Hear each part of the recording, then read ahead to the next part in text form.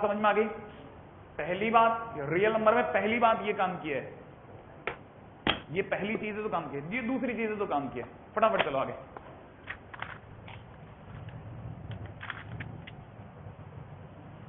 Next, जल्दी।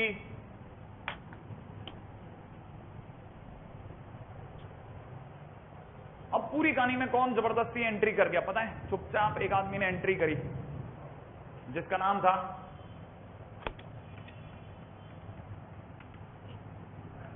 पता चल गया आपको? तो वहां पे एंट्री करी चुपचाप, जिसको हमने बात ही नहीं करी थी। उम्मीद है मेरे को किसी को बताने की जरूरत नहीं कि प्राइम नंबर कौन होता है। Those numbers who have two factors. मैंने आपकी लाइन चलने नहीं थी। आप बोलने वाले थे those who are divisible by two number, those who are divisible by two number. Prime number कौन सा होता है? जो सिर्फ दो चीजों से डिवाइड होता हो, या तो एक से या खुद से, राइट है? जबकि मैंने कौन सी लाइन बता दी इंग्लिश में? Those who have two factors. अरे जितनों से डिवाइड होगा उतने ही तो फैक्टर होंगे, नहीं है समझ में? जितनों से डिवाइड होगा उतने ही तो फैक्टर होंगे। इसका मतलब ये है कि प्राइम नंबर के दो फैक्टर हैं, ठीक है? तो इसका मतलब ये है कि प्राइम नंबर के लिए लिख लेते हैं number having two factor only, ठीक है? वन एंड itself,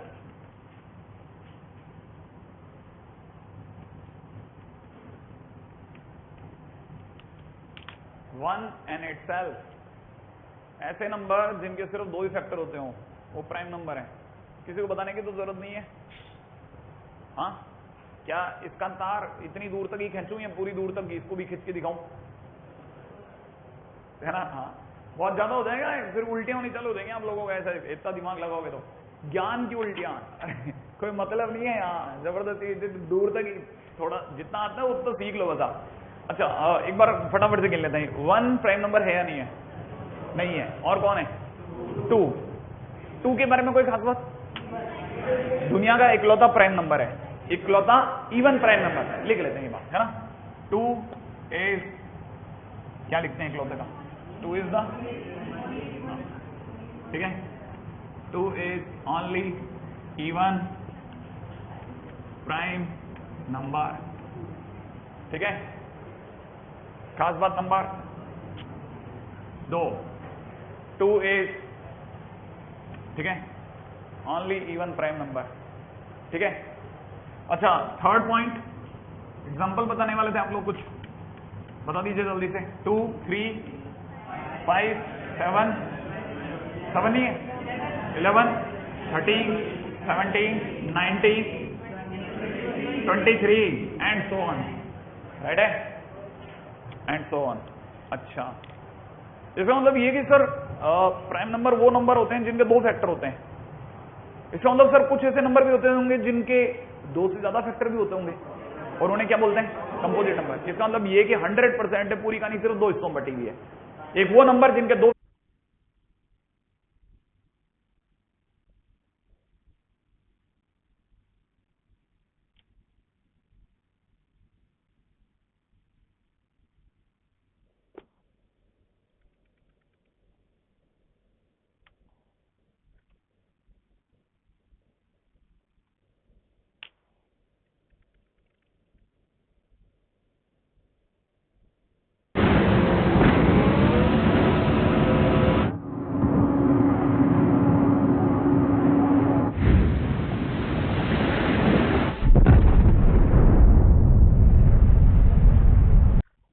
हाँ बच्चों, तो हम लोग लिख रहे थे the product of R consecutive integers, the product of R consecutive integers is divisible by कितना बच्चों?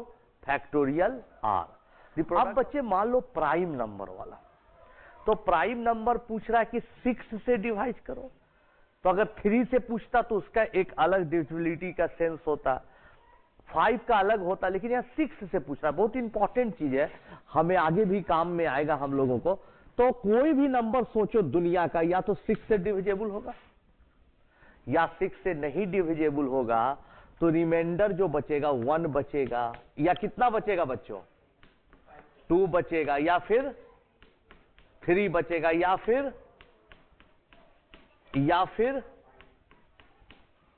ठीक है भाई। अब इसी कोई नंबर, तो प्राइम नंबर भी इसी में से कोई है? ये प्राइम नंबर नहीं हो सकता है, पॉसिबल ही नहीं है। क्यों? ये प्राइम नंबर होगा, ये प्राइम नंबर हो ही नहीं सकता है। क्यों? Divisible by 2। ये प्राइम नंबर हो ही नहीं सकता है, डिविजिबल बाई 3। ये प्राइम नंबर हो ही नहीं सकता है। तो प्राइम नंबर या तो 6n + 1 होगा बच्चों, या 6n + 5। इसमें 1 जोड़ देंगे और 1 घटा देंगे, 1 ऐड करेंगे, 1 सब्ट्रैक्ट करेंगे, तो आ जाएगा 6n - 1। यानी फाइनली हम लोग बोल सकते हैं कि कोई भी प्राइम नंबर को इस रूप से प्रेजेंट किया जा सकता है। कोई जरूरी नहीं कि प्राइम नंबर का ये फॉर्म है, लेकिन हर एक प्राइम नंबर इस फॉर्म में होगा। तो हमने बोला था पहले कि अगर आप कोई नंबर सोचिए प्राइम नंबर, तो कोई बच्चा था जो 6n + 1 सोचा होगा, 2 ही वैरायटी का प्राइम है बच्चों, या कोई सोचा होगा 6n - 1 का सोचा होगा। तो अब हम लोग क्या करेंगे, अगर 1 घटा देंगे तो ये काम करेगा, 1 ऐड कर देंगे तो ये काम करेगा। समझे या नहीं बात को? कौन कौन समझा भाई बताओ? 1 ऐड कर देंगे तो ये काम करेगा। समझे या नहीं बात को? कौन कौन समझा भाई बताओ? 1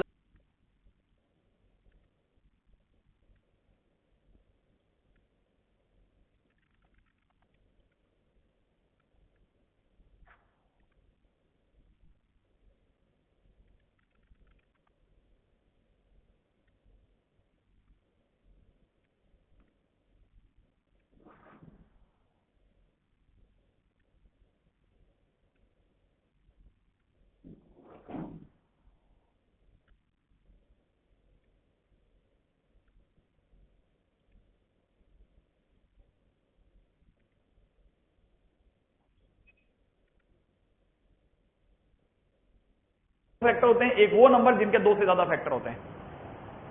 एक वो नंबर जिनके 2 फैक्टर होते हैं वो होते हैं प्राइम नंबर, और एक वो नंबर जिनके 2 से ज्यादा फैक्टर होते हैं वो होते हैं composite number. So the next point is 7। ठीक है, composite number represented by nothing.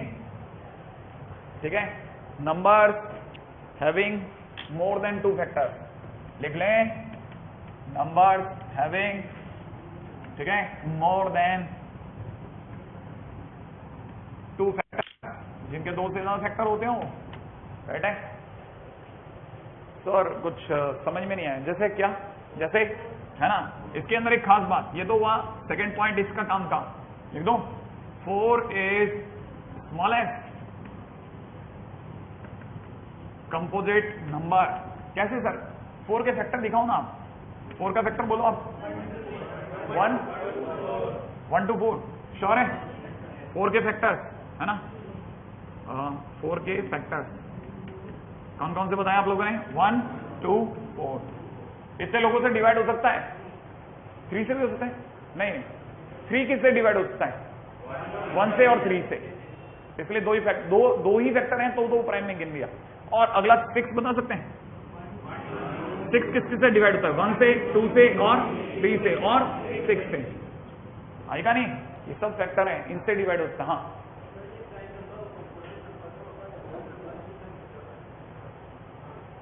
हाँ, नहीं, अच्छा काम की बात, मतलब अरे यूं पूछ लेते कि क्या नेगेटिव प्राइम नंबर भी होते हैं क्या? हाँ भाई, अब काम की बात करते हैं, है ना? अरे ये क्वेश्चन पूछना जो चाह रहा था वो यही था एग्जैक्टली, कि नेगेटिव भी होते हैं क्या? ठीक है, हाँ भाई, ये वाली कहानी पकड़ में आ गई। Composite number 4 is the smallest. अच्छा, अब क्या है ना, फिर भी हमारे को इंसान की तबियत को चैन नहीं आता, ये बन गया, अब चलो कुछ और नया करते हैं, कुछ और नया। ठीक है, एंड द नेक्स्ट टाइटल आया, उसके बाद में उठ करके, और ये सबसे बड़ा सरदर्द है असलियत में, जो हमने अब तक सीखा ना, ये वाइडली यूजेबल है, और जो आप अब करेंगे, ये जब भी यूज होता है बच्चे के सन्नाटा आ जाता है दिमाग के अंदर, क्योंकि ये जरूर कहीं ना कहीं ऑप्शंस में यूज होता है। और वो कौन है? को प्राइम नंबर। कोई बताएगा कौन? जिनका HCF 1 हो। ठीक है, लिख लें, number having HCF 1, two numbers having HCF 1 are co-prime number. वो सारे के सारे नंबर जिनका HCF 1 हो, ठीक है। अच्छा सर मैं तो HCF भूल गया, याद ही नहीं आ रहा HCF क्या होता है। अरे वो नहीं, वो तो उसका एलोब्रेशन होता है। होता क्या है सर, मैं तो ये भूल गया। HCF क्या होता है? कॉमन लेना, फैक्टर भी नहीं, कॉमन लेना। सर कैसे कॉमन लेना HCF होता है क्या? और क्या नहीं तो जैसे देख बोल, सोच 2 और 4 का HCF क्या होगा? 2। बोलो 2 और 5 का कितना होगा? 1। HCF 1 हुआ, चल बेटा को प्राइम हो गए भैया। 2 and 5 आर को प्राइम नंबर, खत्म। तो ऐसे तो सर सारे सारे नंबर होंगे। मैंने कहा कौन से? सर 2 3 ले लो। मैंने कहा हाँ, इवन अनलिमिटेड, कोई भी ऐसे दो नंबर जिनका HCF 1 आ जाए, जिनमें कॉमन कुछ लिया ही नहीं जा सके। और मैं तो ये तक कहता हूं, अगर आप ध्यान से सोचो तो any 2 consecutive number, any 2 consecutive, ये कॉन्जिक्यूटिव क्या होता है? एक के बाद एक, जैसे 17 18, 18 19, 19 20, इनमें कुछ कॉमन नहीं आता। They all have HCF 1। उन सबका HCF कितना होगा? 1। लिख लें, ठीक है। तो लिख लें कुछ छोटे छोटे को प्राइम नंबर के, मेरे को एग्जांपल दे दो। कॉमन नहीं आता।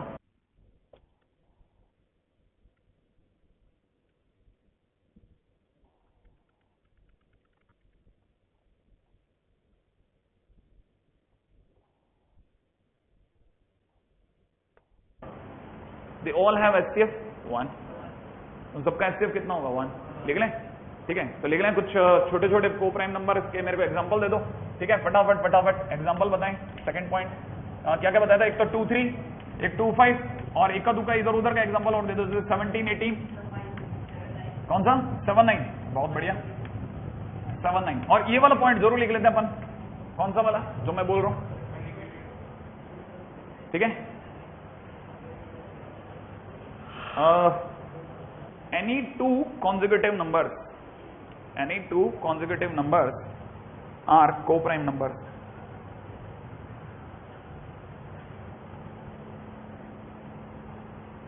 Any 2 consecutive numbers are co-prime numbers.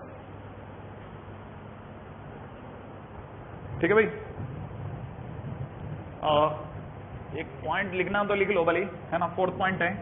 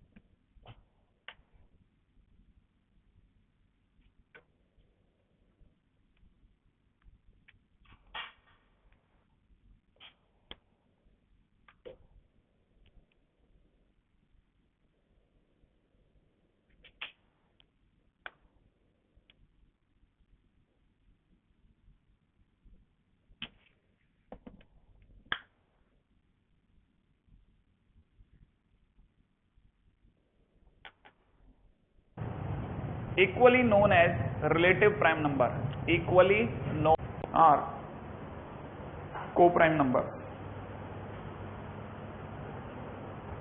ठीक है भाई।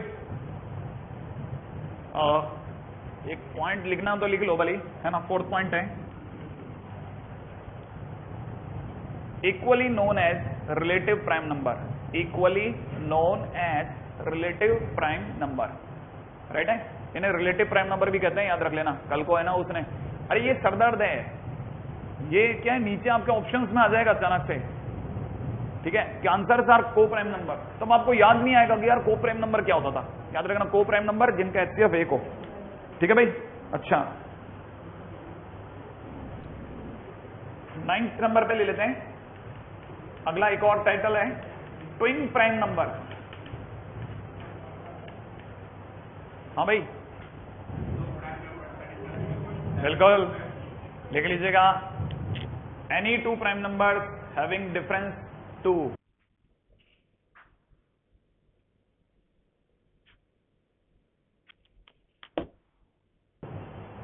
Any two prime number having difference 2, कोई भी देगा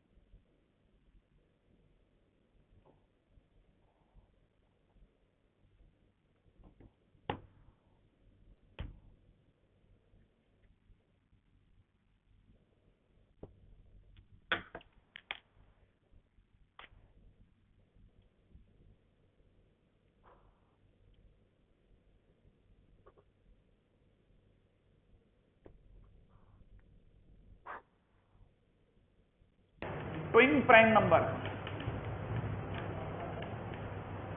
हाँ भाई,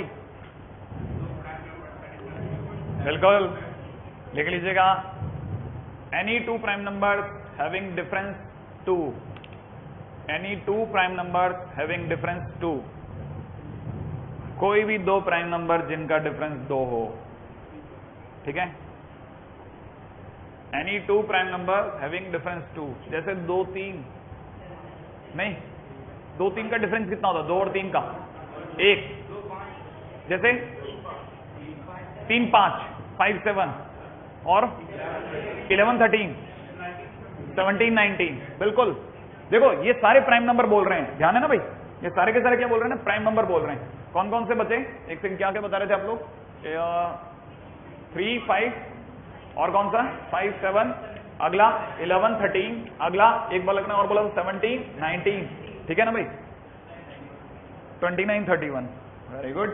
हाँ भाई, they all are prime number. ये सब प्राइम नंबर ही तो हैं। हम कोई भी अरे ये सब सरदर्द है, सरदर्द। ठीक है, मतलब ऐसा आप यूं मत समझना, ये तो अब बस एक बार सुना, हल्का हल्का याद करा, 1-2 बार रिपीट करा, हो जाएगा। हाँ साहब, चलिए अगले पॉइंट पे बात करते हैं। प्रिम प्राइम नंबर के बाद में, ठीक है, नेक्स्ट पॉइंट पे आ जाए। अच्छा,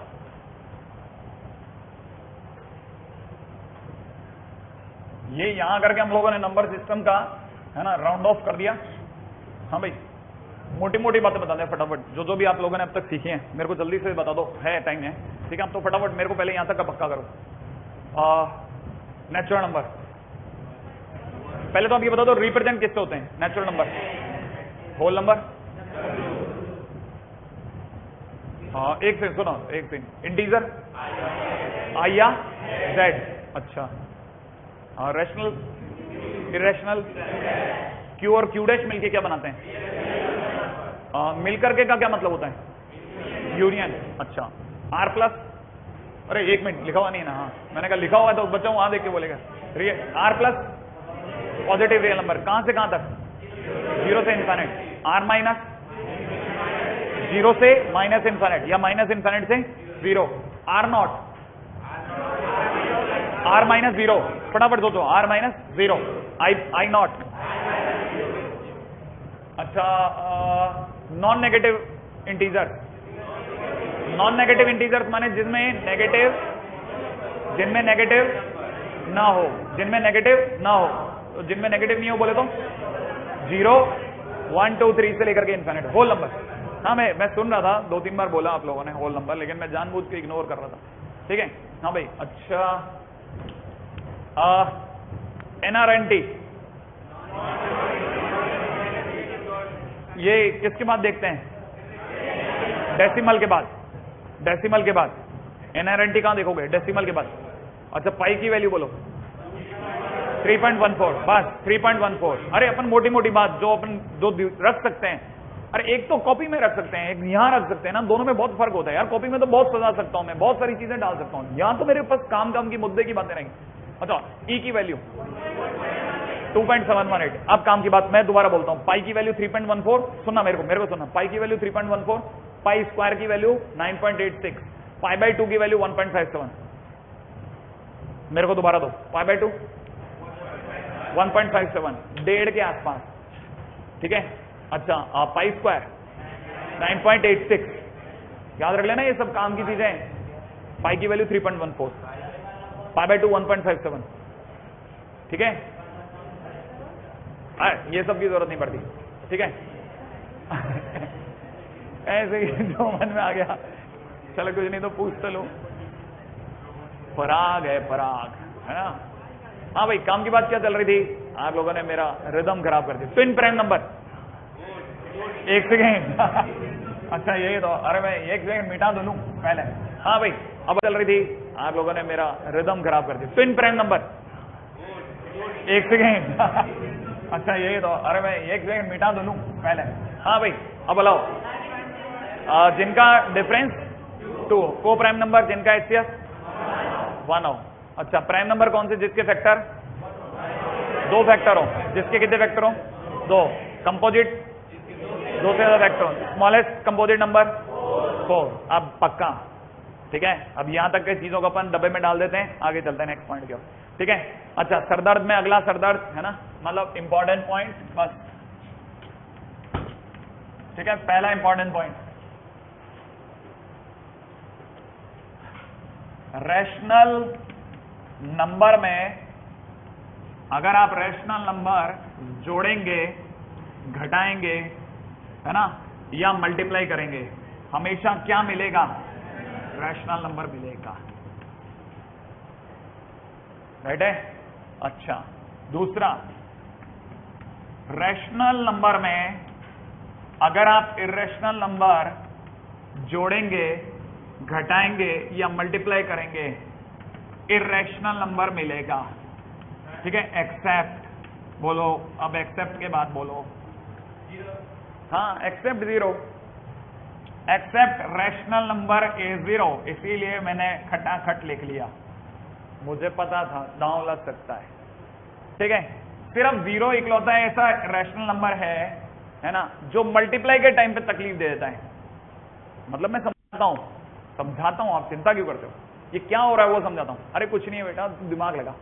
जैसे एक रैशनल नंबर 3 है और दूसरा रैशनल नंबर है, सपोज करो 2/3, राइट है। अगर मैंने 3 में 2/3 जोड़ा तो इसका मतलब हो गया 3.6666। सोचो आप जल्दी जल्दी, अरे भूल गए क्या, 2/3 बोले तो 0.6666, हाँ या ना।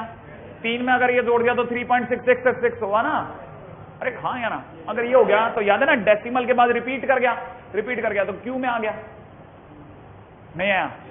ये भी एक रैशनल, ये भी एक रैशनल, तो आने वाला आंसर भी रैशनल। अगर मैंने घटा दिया होता तो घटाने पे आंसर क्या आता, घटाने पे आता था 2.3333,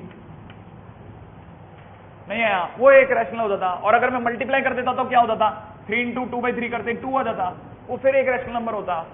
माने एक रैशनल नंबर में एक रैशनल नंबर जोड़ो, घटाओ या मल्टीप्लाई करो, एक रैशनल ही आएगा यार, और क्या आएगा। अच्छा, अगर बाय द वे एक रैशनल में इर्रेशनल जोड़ूं या घटाऊं, उसका भी दिखा देता हूं। जैसे मान लो मैंने 3 में √2 जोड़ा, याद है ना, √2 इर्रेशनल, अंडररूट में प्राइम नंबर, भूल गए, अंडररूट में प्राइम नंबर, हाँ वो लिखा हुआ भी अभी भी, √2 इर्रेशनल नंबर। 3 में अगर √2 जोड़ूंगा तो इर्रेशनल मिलेगा। क्यों मिलेगा, क्योंकि ये 1.414 डैश होगा कि नहीं होगा। तो जिस दिन जोड़ूंगा उस दिन 1.414 डैश मिलेगा। और जब भी ऐसे कोई धुआं छोड़ता हो चला जाता, हम इर्रेशनल में गिन देते हैं, नहीं आया।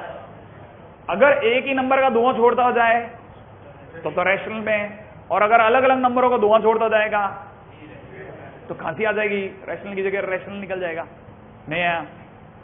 आई बात। अच्छा, अगर मान लो 3 में से अगर मैंने √2 घटाया होता, पता नहीं क्या आता, जो भी आता, इर्रेशनल आता, ठीक है। कौन घटाएगा इसे, ठीक है। अच्छा, अगर मैंने 3 में √2 की मल्टीप्लाई करी होती तो क्या होता, 3√2 हो जाता, वो वापस इरेशनल होता, क्योंकि वापस पॉइंट के बाद खत्म नहीं होता, नॉन रिपीटेटिव नॉन टर्मिनेटिव है भाई, समझ में आया।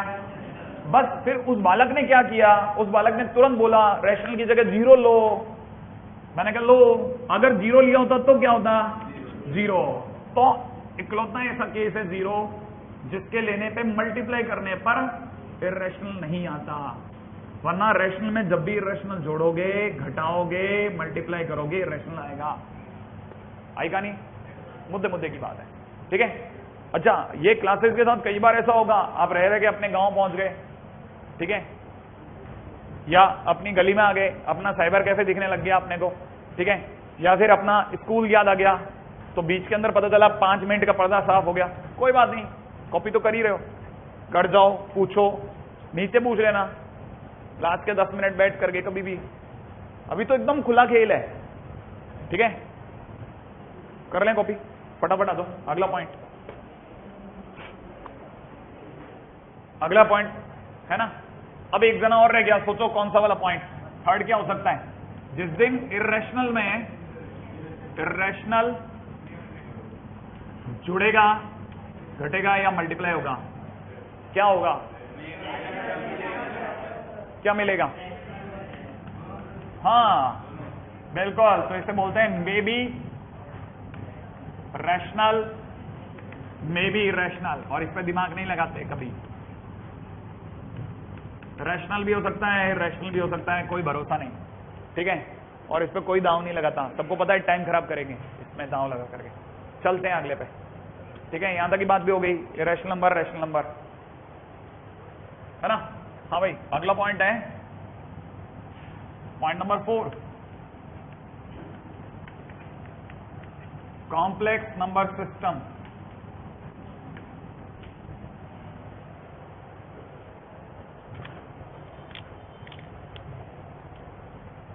लिखेगा, ठीक है, पहले बात चालू करता हूं एक एग्जांपल से, बहुत सिंपल सा एग्जांपल लेता हूं, आपसे कहानी समझाता हूं। देखो, मान लो मेरे को किसी ने कहा x² + 1 = 0 है, सपोज, ठीक है, किसी ने कहा x² + 1 = 0 है, तो इसका मतलब है कि 100% बात है कि इसका अंदर x² = -1 है, लेकिन x² = -1 हो ही नहीं सकता। क्यों नहीं हो सकता, क्योंकि ये पॉजिटिव और ये, अरे -1 कैसा होता है, मुश्किल है, सोचो, -1 पॉजिटिव है नेगेटिव, नेगेटिव, ये वाली साइड पॉजिटिव है, ये नेगेटिव है, पॉजिटिव नेगेटिव इक्वल होता ही नहीं है, इसका अंदर पॉसिबल ही नहीं है। लेकिन कहां पॉसिबल नहीं है, वास्तविक दुनिया में संभव नहीं है साहब, लेकिन कल्पनाओं में तो सब संभव होगा, नहीं है, तो इमेजिनरी वर्ल्ड में सब संभव है। तो हम लोग क्या कहते हैं ना कि whenever x² = -1 then I must say कि x = ±1, नहीं आया समझ में, इसका मतलब ये कि x की वैल्यू कितनी निकली, ±√-1, और ये जो √-1 है ना, √-1 इज रिप्रेजेंटेड बाय, बिल्कुल, आयोटा, आई बोले तो आयोटा,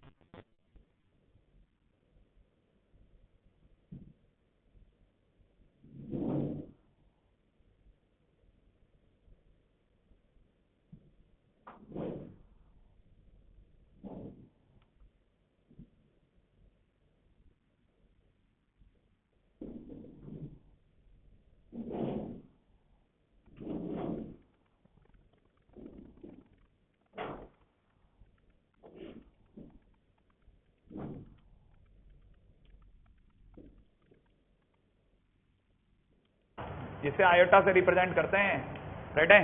तो इसीलिए हम लोग कहते हैं कि x इक्वल टू कितना, प्लस माइनस आयोटा। ये दूसरी काम की चीज है, ठीक है। और इस आयोटा के कारण ही हम लोग एक नई दुनिया में एंटर कर जाते हैं, जिसे कहते हैं imaginary number system. Imaginary number system, ठीक है।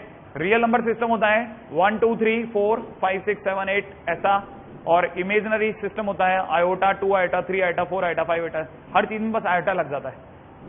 कहानी पकड़ मारी है। तो कहने का मतलब ये है कि अब हमारे लिए कहानी का अगला सिरा चालू हो गया है। आज आपके लिए पढ़ने लायक बहुत कुछ है, खासतौर पर उस बच्चे के लिए जिसका पिछला यहां तक का कुछ भी नहीं पढ़ा हुआ है, तो उसके लिए तो बहुत सारी चीजें जुड़ी हैं आज के दिन, ठीक है। और बाकी वो बच्चे जिन्होंने ये सब पहले पढ़ रखा है उनके लिए एक दिन और है रेस्ट का, ठीक है। अच्छा, अगले पॉइंट के ऊपर बात करते हैं, आयोटा। तो यहां से सेकंड पॉइंट लिखना फटाफट से, ठीक है। ए प्लस बी आयोटा, बस सिर्फ इंट्रोडक्शन दे रहा हूं इसमें, हम लोगों को इसको पढ़ाना नहीं है, सिर्फ इंट्रोडक्शन देना है ताकि हमारे क्वेश्चंस बनते रहें। लिख लीजिएगा फटाफट से, ए plus B iota,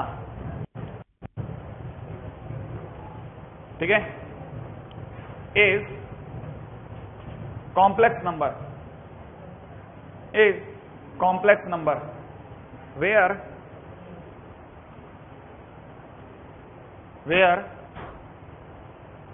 A and B, where A and B both are real coefficients, ठीक है। where A and B both are real coefficients, लिख लिया, या रियल नंबर एक ही बात है ना, रियल कोफिशिएंट या रियल नंबर। अच्छा देखिए साहब, ऐसा है ना। अब ये तीसरा पॉइंट है, अब जरा इसको अब आप समझ लें। जैसे मान लीजिए हम लोग है ना, जैसे 3 लिखते हैं, ठीक है। तो जब तक मैं 3 लिख रहा हूं ये रियल नंबर है, लेकिन अगर मैं 3 को ऐसा लिख दूं 3 प्लस 0 इंटू आयोटा, तो 3 प्लस 0 इंटू आयोटा लिखते 3 प्लस 0 हो जाएगा, और 3 प्लस 0, अरे 0 की किसी से मल्टीप्लाई करोगे 0 आएगा ना, हाँ या ना। तो मैं इसे 3 प्लस 0 आयोटा लिखता हूं, तो एक तरह से 3 ही लिख रहा हूं, लेकिन 3 प्लस 0 आयोटा लिखते मैं इसको a प्लस बी आयोटा के फॉर्म में लिख पाया, मैं दिखा पाया दुनिया को, देखो मेरे पास भी 3 प्लस 0 आयोटा लिखा है, इसका मतलब मेरे पास a प्लस बी आयोटा जैसा कुछ है, जिसमें a की वैल्यू कितनी है 3 और b की वैल्यू कितनी है 0। और जैसे ही मैंने a प्लस बी आयोटा के फॉर्मेट में लिखा, ये कॉम्प्लेक्स नंबर सिस्टम में गिन लिया गया। आजा भाई, कॉम्प्लेक्स नंबर है तू, समझ में आया। दुनिया ने गिन दिया तू तो कॉम्प्लेक्स नंबर है, क्योंकि तू a प्लस बी आयोटा जैसा दिख रहा है। तो एक बच्चे के दिमाग में साला ऐसा तो मैं सबको लिख सकता हूं, मर्जी है जिसको लिखो मेरे, ठीक है। मैंने कि सर अगर मान लो मेरे को लिखना पड़ जाए क्या -5 को, तो सर मैं -5 को लिखता हूं -5 प्लस 0 इंटू आयोटा, तो ये भी हो गया कॉम्प्लेक्स नंबर।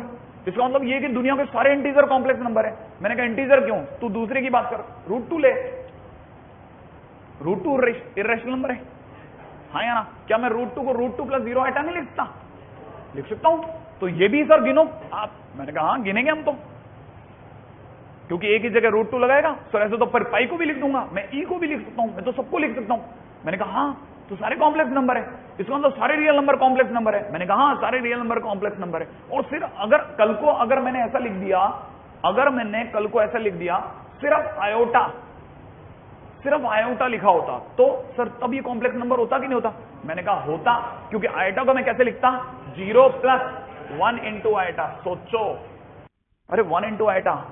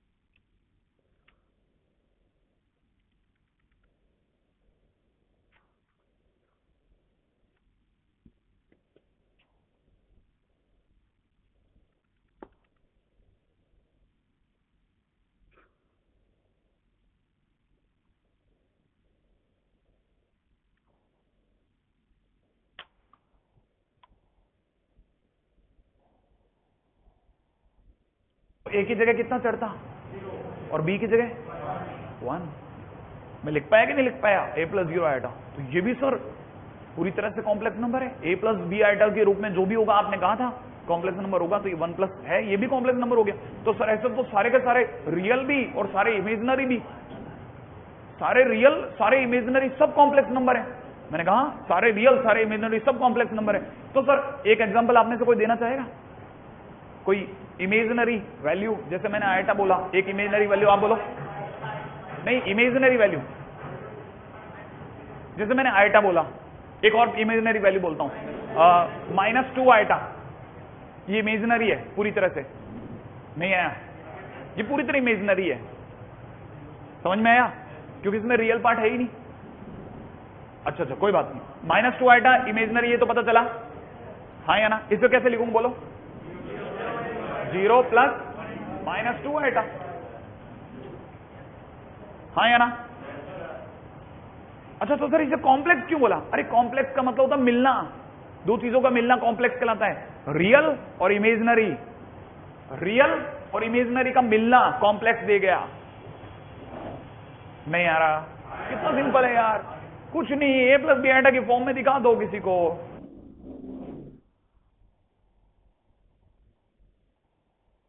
अच्छा सर एक और बात बताओ, मान लो सर मेरे दिमाग में आता 3 प्लस 4 आइटा, सर ये कॉम्प्लेक्स होता कि नहीं होता, होता।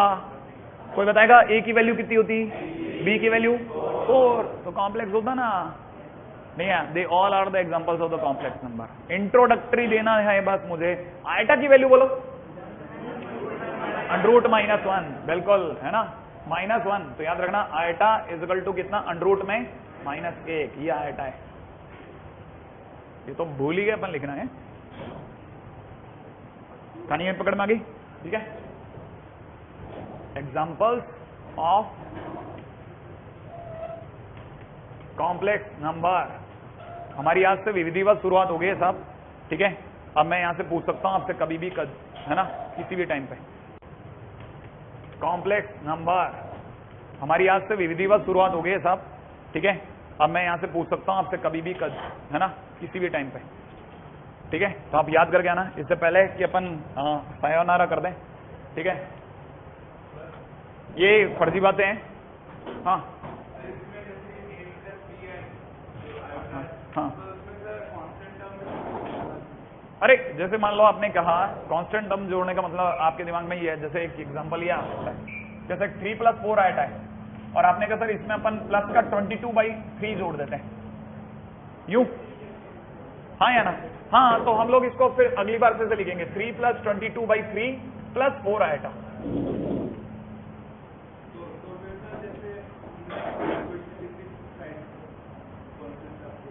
इक्वेशन क्या, एक्स की टर्म में कुछ नहीं लिख सकते आप, तो कांस्टेंट लिखने की बात कर रहे हो, कुछ भी लिख लो, पाई लिख लो, ई लिख लो, कोई भी कुछ भी लिख लो, लेकिन एक्स के टर्म में नहीं लिख देना कुछ भी, है ना।